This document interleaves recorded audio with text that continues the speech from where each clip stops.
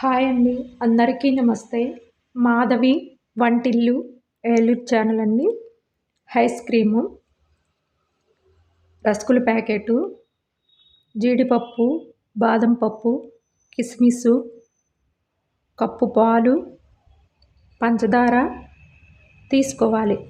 Stove వెలిగించుకొని pan పెట్టుకొని పాలు పోసుకొని కలుపుకొని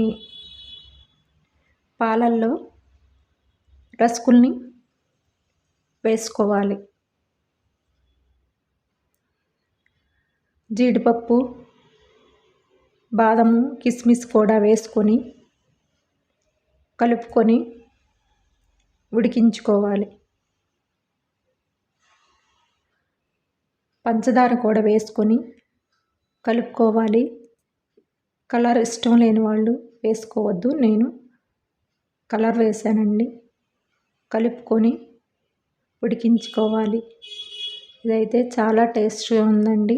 బయట కొనుక్కొచ్చుకున్న వాటికంటే మనం ఇంట్లో చేసుకున్నవి బాగుంటాయి. స్టవ్ ఆఫ్ చేసుకోవాలి.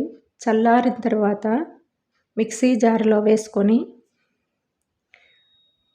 మిక్సీ పట్టుకోవాలి.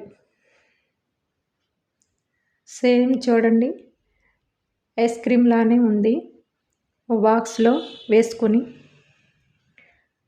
జీడిపప్పు వేసుకొని మూత పెట్టుకొని ఫ్రిడ్జ్లో పెట్టుకోవాలి.